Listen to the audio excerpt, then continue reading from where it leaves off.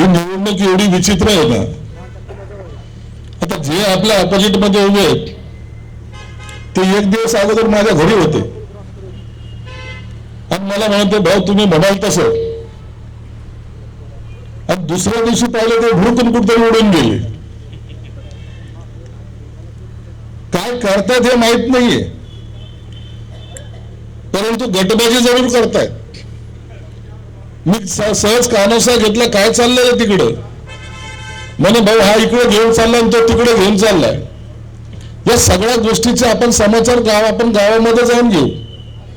कोणी काय केलं त्या टायमाला मी जरूर सांगल.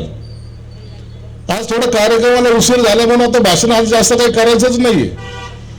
आणि आपण जेव्हा सुरू करू त्या टायमाला त्यांना सांगून देऊ, नगरसेवक असताना काय केलं एकदा सांगा तरी खरं. रस्ते केलेले मी दाखवतायत हे आणि व्हॉट्सअपवर टाकतायत की आम्ही रस्ते केले, आम्ही ड्रेनेज लाईन केले. अरे तू होता कुठं मला काय कळालं. 7 वर्ष या प्रभागाला नगरसेवक नाहीये आणि काम आम्ही केलं असं सांगतात. त्या टायमाला आश्चर्य वाटतं. अरे खोटं तरी किती बोलाल तुम्ही लोक. मी तुम्हा सर्व मतदारांना विनंती करेल, मी आता प्रत्येकाच्या सोसायटीमध्ये येतोय, प्रत्येक गावामध्ये येतोय, प्रत्येक चौपाई म्हणजे नाक्यावर येतोय. त्या टायमाला आपण स्पष्टपणे सगळं बोलू. मला इतका विश्वास आहे, आत्मविश्वास आहे, हे जे आपले तिन्ही उमेदवार आहेत हे तिन्ही उमेदवार प्रचंड मताने निवडून येणार, यात कोणतीही शंका नाहीये. डोंगरे साहेब, आमचा हा प्रभाग 29 जरी असला, सगळ्याचा शेवट जरी असला, आमचा शेवटचा प्रभाग जरी असला, शहरामध्ये सर्वात जास्त मताने जर कोणता जर निवडून येतील उमेदवार ते या 29 मधून येतील याची मला गॅरंटी.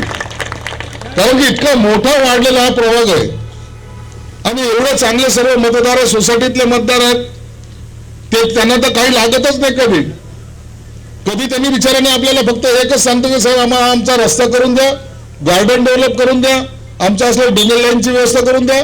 आणि आपण सर्व कामं केल्यामुळं मला वाटतं फक्त जाऊन त्यांना भेटणं एवढंच आता आपल्या हातात आहे.